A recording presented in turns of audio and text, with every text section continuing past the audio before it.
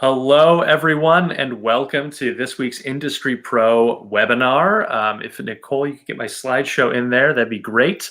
And we will get rolling through this. Welcome to Being and Becoming an Anti-Racist Institution. This week, we're going to be joined by Michael J Bhabha, the Artistic Director of New Repertory Theater in Boston, to discuss the important work that they're doing at New Rep and to kind of learn further about what we should all be doing as institutions, large and small. But to get started, those of you that have joined us, I want to set the table with some data, as I normally do in this way. And so I want to look at some data from Colleen Dillenschneider at Impacts. We've looked at a lot of the work that they've been doing in terms of audience surveys and return to theaters. But recently they did a look at racial diversity or lack thereof of cultural organization attendance. So as we take a look at this data, I want to be clear that it is only looking at audiences. It isn't looking at the makeup of leadership, artistic teams, boards of directors, or any of those areas. So a few other notes before we dive in. One, we are recording this. So if you have to duck out at any point, just let me know and we can get you a link to the replay. Also, we do have an opportunity to take questions and answers from all of you. So just throw those in the chat as we go, as you become interested. So let's dive into some of this data. So the first chart here looks at a percentage of audience members and visitors that identify as white/non-Hispanic. As you can see, the theater is at around 77% of our audiences are white, non-Hispanic identifying. So your individual audience may be different than that. And I would pose this question to all of you. Do you know what the makeup of your own audience is? Is this data that you have started tracking and paying attention to, even as you consider various diversity initiatives? And what metric are you using to measure success in finding diversity within your audience? So all of these numbers represent an overrepresentation of white non-Hispanic members of our audience compared to the population of the United States as a whole. And our next chart takes a look at exactly that. So here we can see that specific comparison of diversity in audiences compared to diversity in the population as a whole. So white non-Hispanic is overrepresented in a major way. That's that first section of the chart. At the one end, at the far end there. And so while we see Black or African American as well as Hispanic or Latino deeply underrepresented in our cultural audiences compared to representation in the population as a whole. So the question then becomes, how do we approach finding greater diversity in our audiences? And Colleen Dillenschneider asserts that one of the many paths forward is to activate non-active visitors to our institutions. So as you can see from this chart, the inactive visitors to our cultural institutions is a greatly more diverse group than the current active visitors. It's still obviously not perfectly diverse as a cross-section of the country, but it is more diverse. Inactive visitors are defined as those who have an interest in our cultural institutions but haven't visited for whatever reason in the last 2 years. So in general, this group of people is fairly similar to active visitors, high education, high income, etc., all of those cross sections, except in one way that it is more racially diverse of a group. So activating this audience will take steps towards diversifying our audiences, though it is certainly not the only step we should or need to be taking as institutions. So that's just a little bit of data this week. Don't have a ton of data to kind of drive it in there that way. So now I do want to bring in Michael J Bhabha to get our conversation started. Mr. Bhabha is an arts leader, director, choreographer, and playwright. He served as the artistic director of Adventure Theater MTC before taking the artistic director position at New Rep ahead of the 2019-2020 season. At Adventure Theater, he led them through their merger with the Musical Theater Center, which created Adventure Theater MTC, transferred 2 productions to Off-Broadway, and won 8 Helen Hayes Awards. In addition to his immensely impressive theatrical resume, he is trained at Harvard Business School, the National Arts Strategy's Chief Executive Program, among others. He has earned the Excel Leadership Award from the Center for Nonprofit Advancement and the Person of the Year Award from the Maryland Theater Guild. Michael, thank you so much for joining us. Thanks for having me. I'm really excited to be here. All these important conversations are absolutely necessary. So I'm happy to have the chance to do this in front of my colleagues across the country. Yeah, absolutely. And so there's so many, as you said, so many conversations to have, and so many places to kind of dive in. As I just kind of looked at some audience diversity data, I guess that may be a place to start. So obviously a lot of these issues are not things that you do this thing and then you do this thing and you do this thing. You kind of have to do all of them at once. So what are thoughts, issues, ways in which that theaters can? Because I also know that theater, like board of directors in particular, in my experience, will look at programming that aims at diversity and we'll just say, well, our audience isn't that diverse. And so how do you kind of break that? Where do we start to break that cycle of diversity in our audiences? It's a really good question to start, and I think it has a multi-layered answer. But I do want to say I have been trying to start conversations like this with a couple of statements. One is that this work that we're doing in equity, diversity, inclusion, anti-racism, anti-oppression, anti-white supremacy, access, all of this work is an act of love. This is not an act of war. This is about showing love to people who have been excluded. We are not trying to start a race war. We're trying to end a race war. And so if people can just think about that as you're thinking about this work, and maybe their feelings of this work being a threat to the status quo may go away. It's an act of love. The second thing, as that survey showed, and sometimes surveys don't take into the digital discrimination that's out there. There's a lot of people of color that don't use computers, didn't grow up with computers in their homes. It's not the way they communicate. So it may not be a perfect science, but just this survey alone shows you that if you're not diversifying, you're losing money. You are literally losing money. Before we started, I said that there's only two things that theaters should be working on. That's anti-racism and COVID recovery. And I think anti-racism can help with COVID recovery, because if you become an anti-racist organization, you're going to open yourselves up to large populations of people that have never been at your theater, which means money coming in the door. So if you're not diversifying, you will die in the next 10 years, I promise you. I also, I think that there are two ways to end racism. This race is a pseudoscience that we created, mankind created, and all the policies that we have created to keep a certain group of people oppressed and give other group of people privilege and success and money. We can end those things. And to me, there's two ways to end them. One is through policy work, changing policies, changing systems, changing structures. And the other part is through a cultural shift where you're trying to change people's hearts and minds. And I find that is harder to do because people have belief systems and they have a tremendous amount of education. And so they just can't quite let go of their belief systems to believe that maybe what they have been doing has been hurting people, or maybe what they have been complicit in has been hurting people.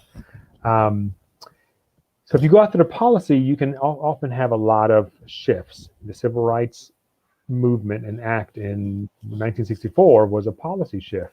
There were still people that hated brown and black people, but we got this policy change. So I have been trying to go for policy shifts because that is a lasting impression. And I will also say that in this country, white people change their minds all the time.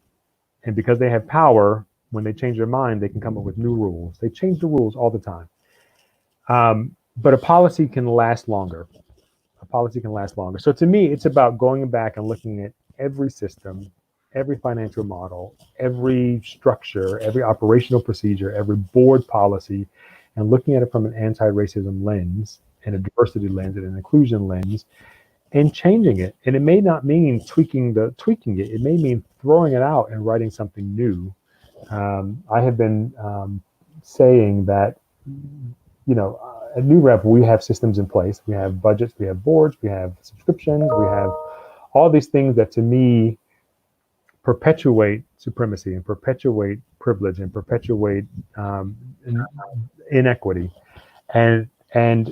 But I inherited it when I came on board. And so my staff and I are working at recreating those things and working with the board to see that those things need to be redone. So I look at subscription models. If you think about it, one, to me, it's a terrible financial model because many of us created that to build a cash flow to get a whole bunch of money early. But if you think about just just that, before we get into the racism of subscriptions, the cash flow models, all the money you're getting now during cash flow subscription renewal period for shows you're supposed to produce next year, you're spending it now. So God forbid there's a fire or a strike or a pandemic, you have spent all the money on stuff you're supposed to produce next year. If a show is a hit, you can't extend it, but a week, you can't keep extending it. If the show is a flop, you can't close it early because subscribers have bought tickets to the last week of the run. I'm spending all this, all the subscribers, we kick them out at the end of the year. So we spend all this money renewing them, all this money and time. We hijack the whole marketing department, focusing on subscription renewals. How is that efficient? I get 6 months to market one show and 18 months to market another show. Again, how is that efficient? But from a race equity point of view, who are the groups of people that have the resources to buy their tickets a year and a half in advance? And what seats are we giving them? What seats are they buying? Are they leaving brown and black and poor and young people sitting in the back and the sides? And when they come to the theaters, and I've been guilty of this, when they come to the theaters, we stand in the front, we go, our subscribers are our favorite patrons. We love you more than we love the other patrons, essentially. Or at least that's what people that can't be subscribers might be feeling. So it doesn't work. And I'm hoping that we can come up with a membership model that is more equitable. And I really hope my patrons go with me, because eventually I want to go to general admission seating, like the movie theaters. So everyone can sit wherever they want, and everyone has the opportunity to sit up front if they want. But I look at the way boards are structured, the way 501c3 was structured, that came out of a racist structure to keep the privilege in charge. I have great board members that are super supportive and make large contributions, but they have the power. They have all the power. They can overrule me at any point in time, and none of them at the moment are theater professionals, but they're my bosses. So that, and then my board is relatively homogenous. So when I'm talking about policy and inequities with them, they can only see it from their point of view. It's hard for them to see other points of view and how a policy that they're trying to pass might be inequitable. You look at things like season planning that ties into subscriptions. During season planning, all the years I have planned seasons, during season planning, what you hear is, our subscribers won't like that. Our donors won't like that. So you're planning your seasons around maintaining the status quo. And this industry has been pontificating about race equity, and we've only made small steps in fixing that. You look at budgets. I mean, I think the whole budgeting process in the world needs to change. I don't know how to attack that. But when I'm asked to budget, I'm asked to get a budget sort of ready to go in like May or June for a season that starts in September. So now I'm being asked to build a budget 16 months in advance of the season ending. And the world moves so fast, I don't really have the ability to predict that far in the future. And so your only option is to look at past trends. If your past trends are predominantly white, then your budget is going to be based on that. Unless you can develop new budget, unless your organization is fiercely anti-racist, fiercely inclusive, where values and inclusion are steeped into the organization and into the budget. But I would love to work with entrepreneurs and MBAs and economists and social scientists to create a whole new model of how we budget. Yeah.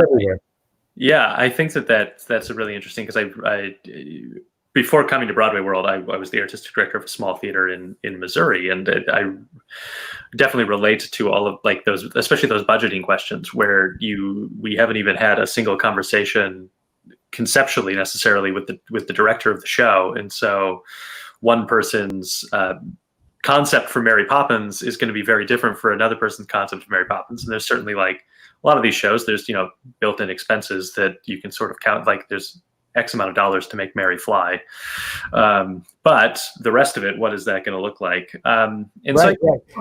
So one more thing on budgeting. So we build these season-long budgets, and then God forbid the first few shows flop. Then you're asking to balance the budget, which means you have to cut expenses on the last couple of shows. And I've been to theaters where their last show is horribly produced because their boards are forcing them to balance the budget. So they have to make significant cuts for shows. So it doesn't work. It doesn't work. And I think we need to like throw it out and start all over. Yeah. So that's okay. So that's an interesting position to be in as the leader of an institution, and having these conversations about we gotta throw it out and we gotta start over. How are you shaping those conversations, and how are they going? I think change is hard. I think as much as people like the idea of change, when it actually comes down to change, it's very, very, very hard. Can we do it? Goes through their mind. Will it put us at risk? And so, humans in general do everything they can to assuage or dodge discomfort.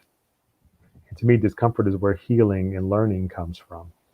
So I want people to be brave and to sort of go with me and help me figure these things out and use their intellect and use their brain to help me redesign some of these things. So some of it goes well, some of it doesn't. Some of the bigger things like how 501c3s are structured and how boards are structured are harder conversations to have. And I think those need to be board to board. I think they need to go back and look at what they value and what they want and how they want to relate to the organizations. And budgets are bigger conversations too. And I will firstly admit, I'm not smart enough to figure out how to create a budget that is completely values based, that is and inclusion based. I need help. I need really, really smart people that like spreadsheets to sit down and go, hey, you can try this and you can try this. And I'm willing. I'm willing. If there are other theater companies out there that want to beta test this with me, so we can come up with something together, I would be so down for that. Yeah.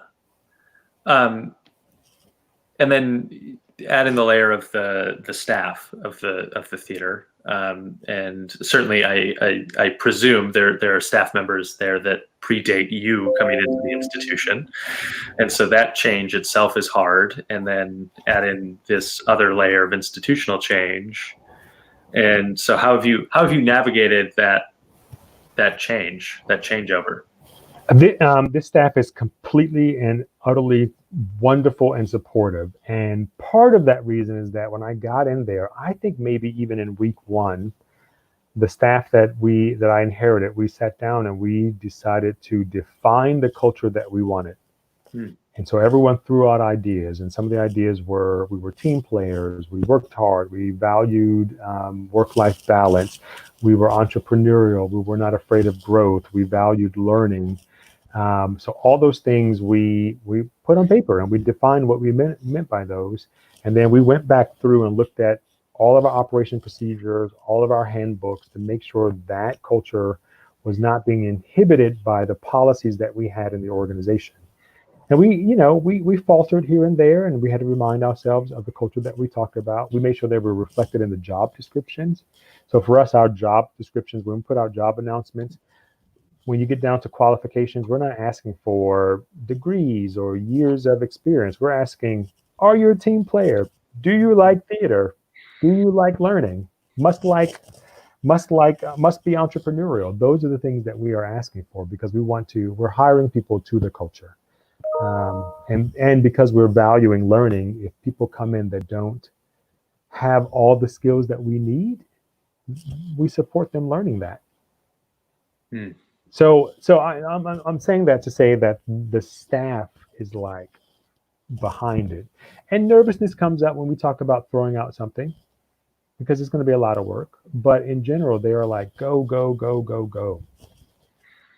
So when you are implementing a change and there is a stumble along the way, what is the strategy to pick up from that stumble, and what sort of internal conversation happens at that moment?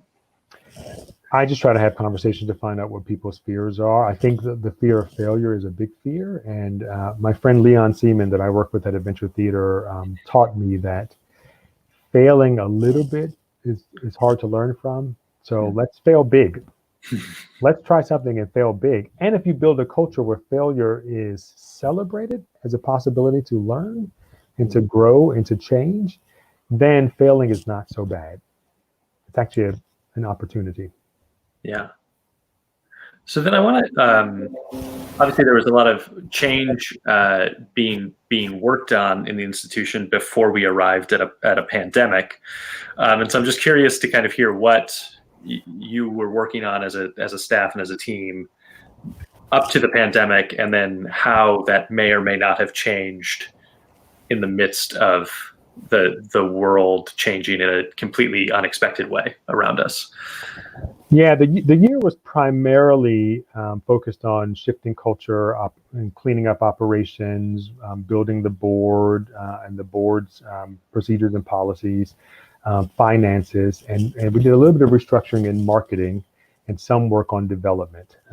So that was the first part of the year. And then we started our race equity work back in February, working with a consultant, had a month's worth of homework prior to coming into the room working on that. I was literally inundated with all these changes, so I wasn't able to really kind of sit down and fine tune what the vision is and what I want to do with the company. I had vision impulses, as Stephanie Ibarra calls it, but I wasn't quite sure where I wanted to take the company.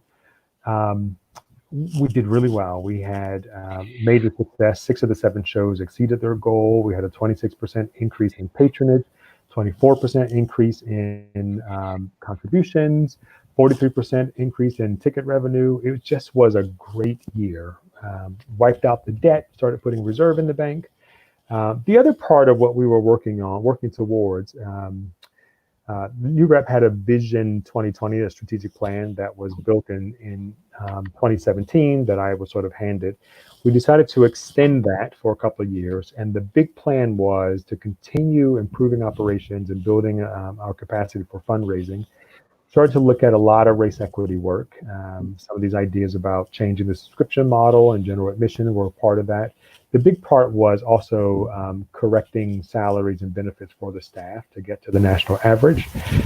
Really building a place where people are first, because I believe that when people are really happy, they do amazing things for the organization. So people first is very important to me.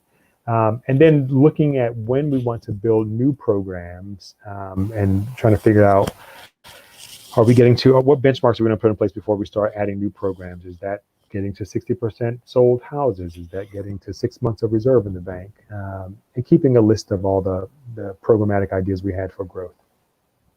And so then that arrives us at this sort of current cultural moment that we're in, and I think that you and New Rep stepped out as leaders in that moment with a particularly strong Black Lives Matter statement and anti-racist stance, which did bring some blowback to you. And so I just wanted to kind of ask you about navigating that moment, formulating that statement, and what internal conversations led to such a strong and united stance as a company. Well, first I want to give shout out to Nada Shaban, who's our marketing associate, who first texted me over the weekend prior to our email going out saying that we have to do something. And I let her go with it. And I was so impressed at the language and the wording and what she put in that email. It was very impressive. I literally had no notes because it was, she expressed everything and more than what I would have expressed. So we sent the email out, and then there were several patrons that were unhappy with our email. And they said things like unsubscribe me and blah, blah, blah, and blah, blah, blah, the things you would hear by people that don't appreciate the Black Lives Matter movement. And honestly, as a Black man running a theater, if you don't think my life matters, you can't come to my theater. Yeah. So I told them they're not welcome at the theater. And so I let them know that they're no longer welcome at the theater. And I also thought, I didn't want to be performative about this, but I thought that it could help a lot of my colleagues around the country that are probably getting the same kinds of emails to feel strength in saying, I don't want your money if you don't think Black Lives Matter. We do. So I posted on Facebook that there were patrons that responded negatively to our Black Lives Matter email, and we told them they're no longer welcome at the theater. And also gave permission to the staff to also tell people that if they didn't think Black Lives Matter, they weren't welcome. It was the most viral email posting we've had. There were, I can't even tell you the numbers of like the number of subscribers, new subscribers to our Facebook page, and shares and comments. And there were a significant amount of contributions and new patrons. So the people that I lost were made up in the people that I earned. So I'm very happy. I'm really happy. I feel no guilt or shame or fear about doing that, and I'll keep doing it too. Yeah. Has this, so obviously this is not the first time the theater industry has had a conversation, a soul-searching conversation about equity and diversity. Does this moment feel different to you in some way, as conversations in the past? And if so, in what ways does it feel different? I think that us being home, and with the COVID-19, my good friend John says that this was, the Black Lives Matter became like must-see TV because we were all at home. And so we were all witnessing and feeling it, and no one could say that they didn't see it or know about it. And so it fueled us in a way that I don't think if this had happened without COVID, we would be fueled. I am extremely excited about all the changes we're seeing, statues being ripped down, buildings being renamed, Confederate flags being banned. I think those are policy shifts. I think that the amount of aggressive learning there is around this is amazing. I'm a little fearful is not the word, but I'm waiting for those people that have put out solidarity statements to also publish your action steps with your measurables, because that is where policy shift happens. Your solidarity statement is a cultural thing, and I believe that you believe that. But if you don't act on it, it doesn't mean anything. It doesn't mean anything. And so I'm dying, and a lot of my Black friends aren't willing to support people in this effort. For me, I'm happy to help. If anyone wants to send me their action plan, I'm happy to look at it from my perspective and give you feedback on it. As someone who's done a lot of race equity studying and training, I will give you feedback, because if I can help you build an anti-racist culture faster, just email me. I will support you. It does feel like a shift is happening. I've talked to people that were around in the civil rights movement, and they are even expressing that there's a shift happening. There are a lot of people that don't have hope. They don't think that racism will ever end, and I believe that it can end. We made it up. We can end it. We put a man on the fucking moon. Sorry, put a man on the moon. We can end racism. Of course we can. And I understand the not having hope. The last panel I was on, while we were having this panel about this act of love, there was hate messages and comments being posted, and threats being posted. So I don't know if I think that when racism, the structures and institutions of racism end, we'll still have people that just don't like Black and brown and Asian and Middle Eastern people. We'll still have those bigots out there, but the structures can go away. We can have the structures gone in a year. I think about, and to get the structures gone, it really has to be white people that have the power. The people that made the rules have the power to change the rules. If you think about women's right to vote, that was not changed by women, it was changed by white men.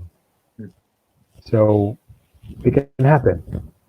And when you say it can't happen, then you've sealed the deal. Abraham Kennedy says, if you don't believe that it can end, you have sealed the deal. So believe that it can end, have hope, fight, keep fighting. I'm a little worried that protesting and rioting is not sustainable. And so when it starts getting cold and when people start going back to work, how are we going to keep this movement going? We don't have single leadership like we used to have in the 60s. And I understand that right now movements are large populations of people to large populations of people, as opposed to a single person saying, everyone, tomorrow, don't ride the buses in Mobile, Alabama. Maybe both can happen. Maybe both can happen. I want to follow that with a question that has come to us in the chat here, from Glenn Howard in DC. He mentions the first law of wing walking is that never let go of anything until you have something else to hold on to. And so my question becomes, what needs to come? Do we need to know what the next thing looks like before we let go of the old thing? And that can be anything. That can be budgeting. That can be season planning. That can be the racial diverse makeup of our casting process. Any of those things. Do we need to know what the next thing looks like before we get rid of the current thing? First of all, I love that guy, Glenn Howard. I'm so glad that he commented. I'm so glad you picked him up. I don't think so. I don't think so. I don't think you need to keep perpetuating things that are inequitable. I mean, that's what happens all the time. That we don't make the change, and so we just keep doing the same thing. So no, I mean, great minds can sit down tomorrow and in a day or 2 or 3 days can come up with a new budgeting process or a new membership model. I mean, as we are building ours, I know that come hopefully mid-year, we can start phasing it out and letting our subscribers know that in the next year, we're not going to be having a subscription. We're going to have a new model where you can show your loyalty by being a member of this new model. So there's going to be a communications plan, but no, I don't think you have to throw it out. Yeah.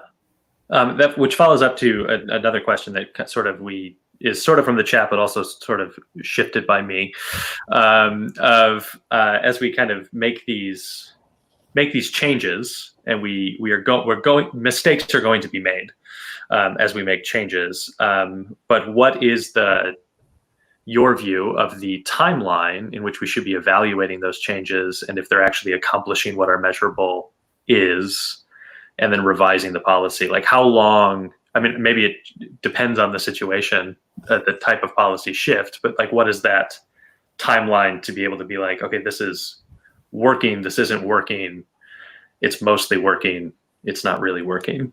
Right. Well, I think it's like a strategic plan. Like, I think your action plan is similar to what we do when we do strategic planning, where we come up with the focus areas, we come up with the outcomes that we want, which is where theater people can excel because we can imagine what we want it to look like. And then we come up with the action steps. We put a timeline on it. We put financials on it, and we put measurables on it. I think it's the same process. So your timeline for instance, we have put it out there that we want to be 50% people of color on our board, Black, Indigenous people of color on our board. I've put a timeline of 2 years. I think that we actually can do it in a year, but a timeline I think is a good timeline to have for that. Some of it will be based on people's comfort level, and I think that it's time to be uncomfortable and to put something in place that pushes you to make it happen faster. Like I said, there's nothing else that is more important than race equity and COVID recovery right now. Literally nothing else. So do it like you do your strategic plans and push yourself to get there faster.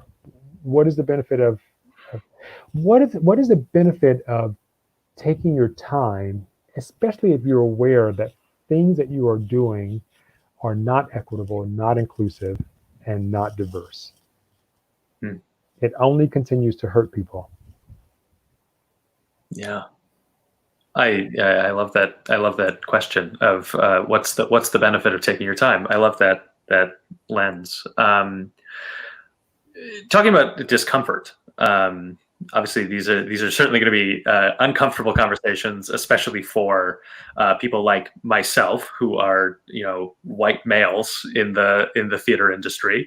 We are going to find ourselves having many uncomfortable situations, and I would just love some thoughts on navigating that discomfort, and especially not necessarily when it comes to audiences that may not be. That there are certainly audience members that are looking for a relaxing evening at the theater, and how do we navigate that discomfort that they're going to feel as these changes occur? Yeah, discomfort is hard. Humans avoid pain at all costs. At all costs, they drown their pain with things that hurt their body and addictions and it stirs up all kinds of stuff. So we avoid pain. It's just the nature of the beast. And maybe that comes from who we are and when we became two-legged creatures and, walking around this rock was a saber-toothed tiger. So you had to always be on alert and avoid pain.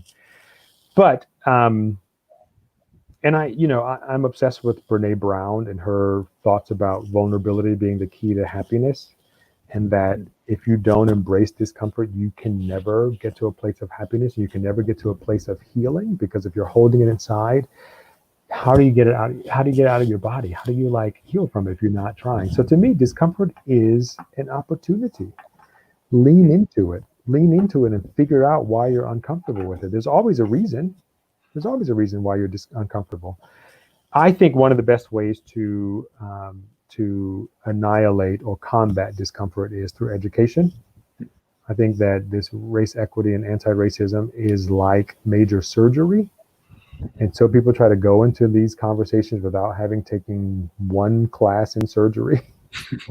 They go and trying to fix the problem from a lens that has been, with blinders on. And look, I don't know what I don't know. So I may accidentally offend someone by saying something unintentionally. But when I do that, I'm going to take a moment to go, oh, let me understand why you are hurt by this. Let me understand why what I'm doing is hurting you. And then I'll go back and study and learn. So to me, combating this discomfort, the best thing you can do is educate yourself. Educate yourself. Educate yourself. You will learn so much about America and anti-Blackness and racism being a capitalist structure. You'll be appalled at what this country has done to Black people, particularly. And hopefully that will change your heart and your mind and your belief system so that you can have a fresh perspective on changing policy. Yeah. My next question becomes, how is it, what are some of those action steps that we should be taking as institutions, that, as people put out their solidarity statement, and now there are certainly institutions where they're just sort of like stuck in that moment. Like they don't quite know, they believe that thing that they put out, but then what do they actually do? Can you help some of them kind of see where they should even start to look for those action steps? Yeah. I think the first thing starts with education. I think there has to be an action step that puts a measurable on education or requirement on education. Like I believe if you aren't willing to educate yourselves, you should no longer be a part of the company. That's board, that's staff, that's volunteers. If you aren't willing to educate yourselves on this, you should not stay with the company. And so that should be a requirement, and there should be a significant amount of education, and perhaps you collaborate together or hire someone to build a curriculum for you to learn, so you're reading and studying the right things. The second thing I think is important is to make sure that the people, the policy of looking at every single operation, procedure, policy, practice, from a race equity lens. You have to look at everything from a race equity lens. And it's hard if your organization is homogenous to see that from a race equity lens unless you've done the education. You can be a fiercely anti-racist white board has a tremendous amount of power because they can fix a lot of stuff without having anyone to answer to. Much more than a diverse board, right? Yeah. Because they have no one to answer to. So until you get fiercely anti-racist, it's going to be hard for you to look at every single policy, procedure, and operational practice from a race equity lens. So the next thing you can do as an action step is make sure that the people that are making the policies and the decision represent the community that you want to serve. So again, if you are a homogenous board, you can't see the policies that you're creating for what they are. And so you're going to make mistakes. You have to be willing to be open to the people that can see it. But if you can change that board and go to 50% people of color, whatever your measurable is, then you'll have a better shot at fixing policies. If you can change the staff to have more diversity on the staff, you have a better opportunity to fix operational practices and things like budgets and season planning. All of that, those are the three things I would say. Educate yourself, come fiercely look at every single policy from an anti-racist lens, and then make sure the people that are making the decisions represent the community that you want. There's dozens and hundreds of other things, and I just challenge you to Use your imagination. With that, is there obviously theater companies that are located in cities have a more diverse population than those that may be out in rural middle America. And is there a higher burden? Is there an important aspect of the work that should be happening at those sort of rural middle America theater companies where they have a homogenous board and a homogenous audience in a lot of ways, and they're in a fairly homogenous town as well?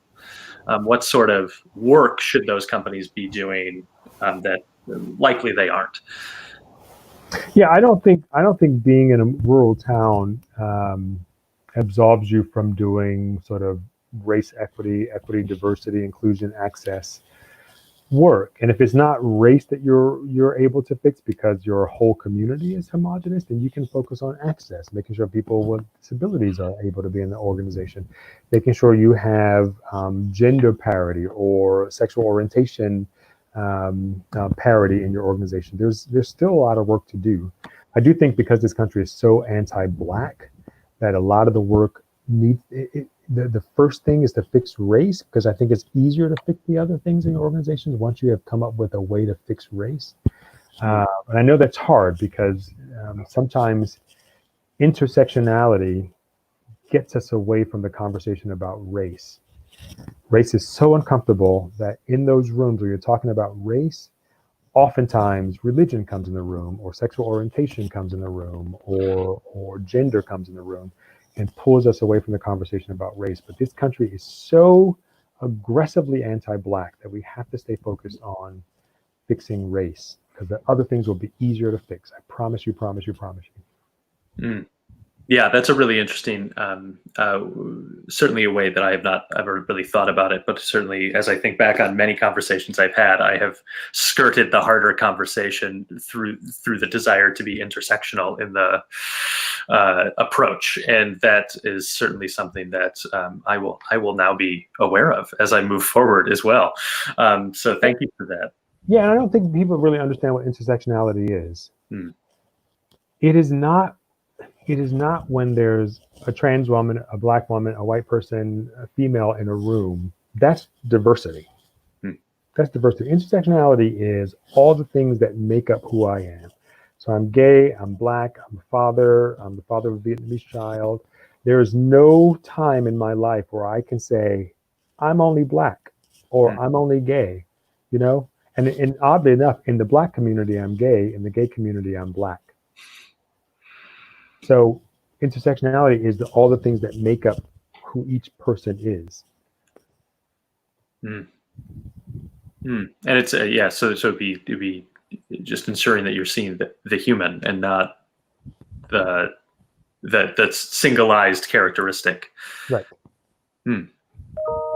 It's another question that came to us from Asia Jackson. Love her. And the question is, how can artistic directors and production directors at predominantly white institutions work to ensure representation without tokenism in their production departments? Yeah, it's a hard one, Asia. I think that I still think it's about policy and measurables. At Adventure Theater and at New Rep, and actually when I direct and choreograph at theater companies, I asked them New Rep has policy, but I asked other producers to assure me that we can have at least 50% people of color on the production. That's artists in whole. I think those measurables hold people accountable. And I say at least 50% because oftentimes I've gotten a lot more than that. But measurables are really important because, and the hard thing is that if you don't have those kind of measurables in place, and I don't like having those because those feel a little bit like tokenism too, but without those measurables in place, people's bias comes into play. People have bias. Everyone has bias. I have a bias for people of color. So I'm always looking to find opportunities for them, but I'm aware of them and I'm aware when they show up. But people have bias. And so when you're working with predominantly white organizations, they will go to their favorite artists. When you hire a director who may be white and you want them to make sure that the production team is diverse, they will go to their favorite artist because they have bias. They have working relationships, but it's hard for them to see the benefit of having other people. Again, it's an act of love. Race equity is an act of love. And when you add more diversity to the table, your productions are going to be richer and your audiences are going to be richer. They will be richer. So the other thing too I will say is that a lot of times this is where the belief solidarity and the belief systems don't become active. A lot of people say, just for casting purposes, they'll put at the bottom of the casting notice, all ethnicities encouraged to audition, right? If you're a predominantly white organization, people of color aren't going to look at your audition notice. They're certainly not going to look at the bottom of your audition notice. And then if they see it down there and they feel like they want to go, they might be uncomfortable. They may think like it's a check mark that you have to do even though you don't want to do it. So if you are going to cast diversely or hire diversely, put your anti-racism diversity statement at the top of your postings for people. Put it before your mission and vision. Put it first to show that you are really serious about being diverse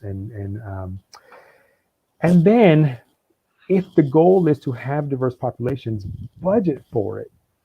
So many times I have theaters go, well, we're just going to hire diversely. But if you're white and people of color aren't going to show up. So are you hiring a diverse casting director? Is someone in your organization going to see shows with people of color and then talking to those artists and taking them out to coffee and lunch to say, hey, we're doing this. We are in the beginning stages of it, but we really want you to come. And then when they get there, to make sure they are affirmed and they feel safe and they have what they need to succeed is really important. Yeah, I think I want to follow that with a question that is a little bit more specifically about casting in kind of that regard of, a lot of companies have historically defaulted to white in their casting. And so if a company wants to break from defaulting to white, I know that certainly the conversation that they feel awkward having is trying to broadcast that message in a way that I'm not even sure what I'm trying to say here, but they're trying to broadcast that message that they're trying to break away from defaulting to white, but then may still get themselves trapped in that thing. So I guess what the question is, how do they start breaking that cycle within themselves? The only rule I would say is that until there is equity, you cannot take opportunities away from BIPOC people. So if you're doing a Black show or an Asian show, you must cast as many Asian people. You must cast Asian people on your team. You must cast Black people on your team. When it comes to casting shows, and I used to believe that shows about race had to be cast appropriately. And then Hamilton came out and like Lin-Manuel Miranda changed the whole rule because that show had race was a plot point and there was a beautiful cast of eclectic people up there. And so I don't know what the rule is, but to me, try it. Don't put a white person in a role written for a person of color because you will get crucified. But until they're equity, you cannot take opportunities away from people of color. You just can't. But all the other roles are on the table for however whatever the vision is or whatever your value. I won't even say that because vision is another way to change the rules and to go into your bias. Whatever the values of the company is, you can do whatever you want. That sort of dovetails into sort of a broader conversation about marketing and communication and trying to reach out into whether it is activating that non-active audience that Colleen Dolenschneider talks about, or it is finding those new audiences that haven't come through your institution's doors before. What sort of approach should marketing and communications be taking to support their own statement of support that they put out, earlier this month? Yeah, most marketing is a transactional relationship. Most of the time we do the Black show for the Black people. They come for that one show, but they don't come for other shows because that relationship is transactional. And we see that. We know that. We want to see the Black show because there aren't that many shows for us out there, but we're not going to come back and see it because we don't have a relationship with this theater. So part of what you have, this is why, again, your actions speak so much louder than your words. We will find out about your actions. We will find out. As a gay man, I will tell you that I know that a space is safe because there's a rainbow flag somewhere. And so I can go in that space and feel relatively comfortable because I know that this theater, this building or this restaurant or whatever it is, has a value system around gay people. We don't necessarily have those markers in the people of color world. And the way we find out about spaces being safe is word of mouth still. It's word of mouth. It's us texting each other and calling each other. And so if you don't have relationships with people of color, then it's not going to happen. So you have to build relationships with people of color. Make sure that you have when you open up your catalog there, it is not just the one or two people of color, that it is diverse, because I know people of color that count the number of black faces they see before they will go and shop at your store or attend your event. Because it's so uncomfortable for us to walk the world. It's so uncomfortable. And so I'm not going to go in a space where I don't think I'm going to be comfortable. The other thing you have to realize is that people of color receive messages and marketing way different than white people. You know, I remember at my my last organization, we used Sima Soweko's consensus organizing, and people use it. It's a great model. And I remember for years I used to say to the marketing team, send flyers to the church. Churches like flyers. And it was one of those things they resisted a little bit because they it's an email culture. They'll send a flyer, but it'll go through email. But we like to print them out and put them up on bulletin boards. So when we had this consensus organizing model, we had over 100 organizers who were from the African American community. They kept hearing repeatedly from this consensus organizing committee, send us flyers. Can I have a flyer? Send me a flyer. And they did. They started printing out flyers and sending them out. But that's again, a different way. Once you get to know the culture and have a relationship with the culture as opposed to transaction with the culture, you will see that that marketing is different. The way visuals look, the way people see visuals looks different. So it requires some work. But that's, again, if you have a homogenous team, you're never going to get those answers. Yeah.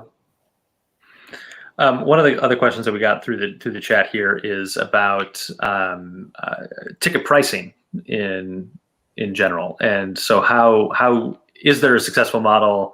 Is there something that you at New Rep are looking at that you've seen other institutions do in terms of ticket pricing to reach different socioeconomic levels of audience, not necessarily about race and diversity in that way, but across socioeconomic classes? I think that it's maybe one of the things we've done well, which is to figure out how to offer discount tickets to people that have difficult financials. But I also would say that if the show is hot, and I know it's hot, I know it's a space that's meant for me, I will save my coins and go to see it. I mean, I'll spend a couple of $100s to go see Beyonce in concert because I know it's going to be a hot show for me. So just know that there are people out there that like to be entertained that don't come because they don't feel safe, they don't feel welcome, they don't feel affirmed. So it's not necessarily about the cost of the ticket. And there's also that scholarships discount white savior thing that upsets me a little bit when it comes to those sort of discounts. But again, build relationships with people, not transactions. And you might find, I mean, the consensus organizing model that we did for, this was a version of Big River that we did with a cast of 8 that was an hour. The consensus organizing committee that we used, we offered some discounts, but by and large, tickets were sold full price. And that show could have run for many, many more weeks.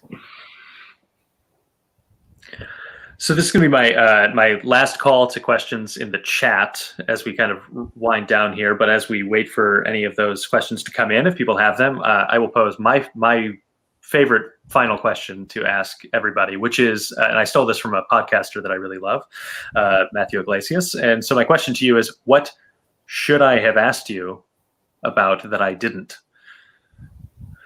Me? Yeah, what should I have asked you about? I think we covered all the sound bites that I normally give. I feel like I'm in these conversations a lot, and I've just sort of built a whole list of sound bites. But I think that it is possible. All these things that we talk about doing is possible. We just have to like be brave and be audacious. I mean, you think about audacity. Audacity gave us 911. Audacity gave us, maybe that's not the best reference, but Audacity gave us car seats. Audacity gave us the cure to polio. Audacity gave us CPR. Audacity gave us school lunch. This takes audacity. We can fix this if we are brave, and if we really in our heart believe that inequities are wrong, we can fix this. And we can, in the theater. And the other thing I will say is that I think that Daniel Pink, the great philosopher, talks about us being on the dawn of the creative age, where we've gone through the technological age and the industrial age, and the information age, and now we're on the dawn, at the dawn of the creative age, where the world's problems will be solved through creativity. So theater artists have an opportunity to step up, and there's no other art form out there that's better at seeing the world different than theater. A playwright can write a play, and then the whole team can get together and create a whole world. So we can do it. We can build utopia. We can build a place where race is revered, where the idea of being different and being from a different person's culture is something that you love and you're excited about, because you want to try their dances and taste their food and eat their and listen to their music. You want to know them, and it's not a scary thing. You want to maintain your own race and identity, but you also want to be able to experience other people's race and identity, because it's enriching and your life is going to be better because of it. Well, Michael, I thank you for taking the time today to have this conversation, and for all of the different forms of this conversation you've been having, certainly recently, and I imagine you will continue to have. And thank you to you and the whole staff at New Rep for being leaders on this issue and many others, and sort of standing up strong as an institution. It's greatly appreciated. Thank you, Alex. It's really a great chance to be able to talk about all the things that are very important to me. Do it, Broadway world. Do it. We're gonna keep trying, and certainly as there's anything that you feel we should be doing better, please don't hesitate to call us out as well. So we are happy to be called out to be a better organization as well. Great. Thank you, Alex. Yeah, and so thank you to everybody as well that joined us for this week's webinar. If you missed any section of it and want to see a replay, or if you want to share this far and wide, let me know. I will gladly send you the replay link, and we will get that out for everybody to hear. And for us as an industry, just keep putting one step in front of the other and growing together and lifting it up. Thank you all again for joining us this week, and we'll see you next week. Bye, everyone. See you later.